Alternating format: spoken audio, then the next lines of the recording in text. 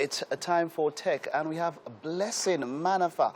She is a highly enthusiastic and motivated data analyst with particular interest in marketing, communications, strategic partnerships, and business development. And we are here to discuss. Now, this one's quite interesting: the rise of technological innovation in Africa, particularly its benefits and impact in Nigeria. It is great to have you, Blessing. You're welcome. Thank You're you. welcome. Thank you for having me. Now, I feel like Africa were the last to move into that technological space. We've been known as a dark continent for quite a while, but that we're the last doesn't mean that we cannot move up and go to be as fast as the first world and all of that they are. But then let's talk about evolution, that rise. How fast has Africa been able to catch up with the rest of the world when it comes to technological innovation? Okay, so I guess in terms of how fast, yeah, would be okay. We've not really been on the forefront in terms of catching up, but in terms of getting better, I think that's one thing Africa knows how to do. Is you give us a stick, we'll build a house, that kind of thing. And I looked at the stats recently, and I saw that according to Statistica, we have the internet penetration in Africa literally is.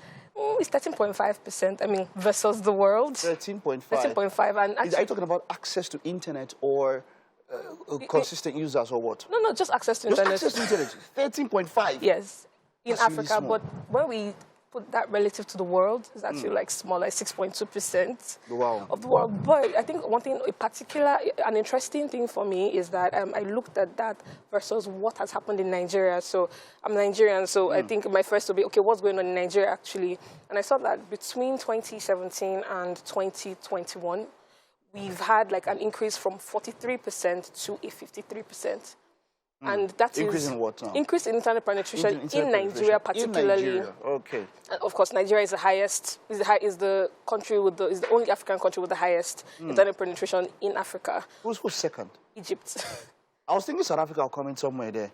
Trust me. Wow. South Africa, but I think it's really interesting because if you look at the years from 2017 to 2021, you ask the question, what happened? Why?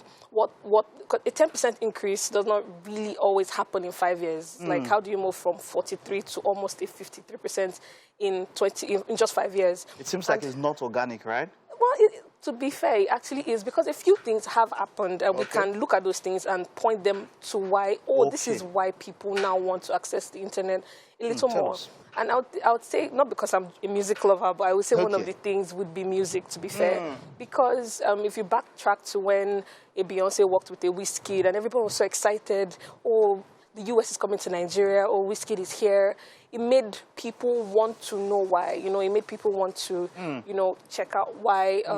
What's the song about? And then Burna Boy won a Grammy, and it even pushed that bar of, I want to see Burna, I want to see. So basically, you see how music in itself has encouraged more Nigerians to want to have, you want to play on the same playground with your friends. You hear your friend listen to Burna Boy, and you're using a phone that can't access the internet. The next thing, you're aspiring to buy the next, phone brand that can have you access the internet just so you can play Burna Boy or play, your favorite artist. So I'll say music has contributed to that. Great. I agree because, from what you mentioned, we try to keep up with the world. If Wizkid is there making waves around the world, then, hey, let our voice be heard outside the shores of Africa. And, of course, it's via the internet that we can do that. So I will give that kudos to internet, to music. I think secondly would actually be education. To be fair, education should have come first. Okay. But music is our greatest export. Exactly. So, So secondly is education, because, I mean, the standard of living, cost of living in Nigeria is, and everybody, you want to be educated, but you don't necessarily want to go to school. So because when you think about, there's ASU strike, there's actual school fees, there's books, there's in terms of cash. So people are looking for the next best thing. Okay, so how do I get to sound educated like my friend or like my peers, without necessarily, going to that four corners of school? If you want to sound like Bless, you have to go to the four corners, don't you? If you want to read out those statistics, And you want to be as impressed the way she's doing it, you have to go to the Four Corners, don't you? You know, yeah, go to school, please. Okay, all right. But I mean, there's the reality of the fact that not everybody can afford school.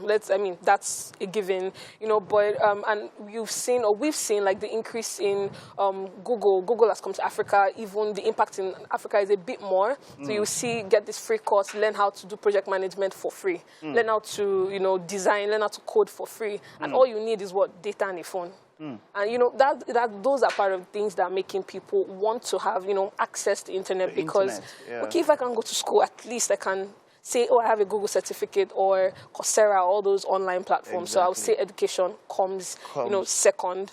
Yeah, okay. We're trying. I would think education will be lower down. We'll be like, no, definitely education, because how I put Africans, we are a if my friend is doing it, I want to do it too. Sure. So you know that it's good, because when we leave the shores of Africa, we go with that competitive spirit and want to, you know, thrive and be the best, basically. And that has helped in how we've attacked a lot of we are like, Nigeria has the highest number of tech startups. Why? We do, you know, and that brings me also to the area of social media. Now, that is with the rise of the TikToks, especially during lockdown. Yeah. Lockdown played a major role in all of this, right? Yes. With social media. Yeah? Yes. And I mean, boredom. Boredom, exactly. So you know, people had to. The need to just I don't want to be cooped up doing nothing. Idleness or just being. It leads to depression, it leads to anxiety, and to be fair, on and offline, you get those things. You get depression, you get anxiety. It's really up to you to manage that for yourself.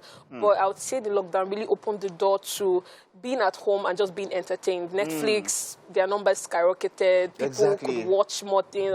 I'm not going anywhere. You don't have to go to a concert, a physical event. To go enjoy yourself, to leisure time. Exactly. Just sit at home. So, okay, now looking at it this way, well, so we've seen how the growth has been in the past 5 years. What do you think about the next 5 years? Next 5, 10 years. What is your prognosis for the future when it comes to technological innovation in Nigeria and Africa at large? Okay, so I think that's a very interesting question, because funny, when I was checking out the stats, I saw like Statistical's projection of what 5 years will look like. So between now and 2027, what will happen? 2026, what will happen in Nigeria? Then I'll go to Africa. So and it showed that the number of percent of internet penetration in Nigeria would actually increase by like 15% more, and that's 15 more, because if you look at as a data person, if you look at 2017 to 2021, we increased by 10, and we're projecting that from 2021 to 2026, we're going to increase by 15%.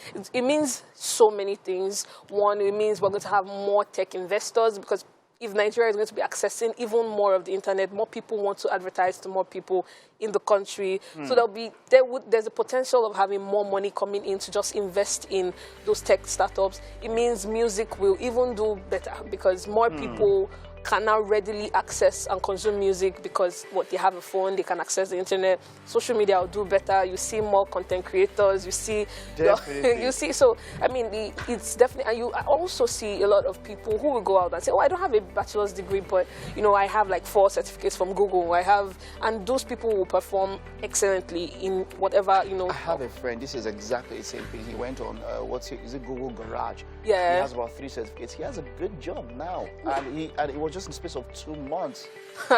That's exciting. We have to round up now. I wish we had more time, but we'll have more of you in the coming weeks and we'll talk more about all of this. Thank you for having me. I'm excited. Thank you. Right.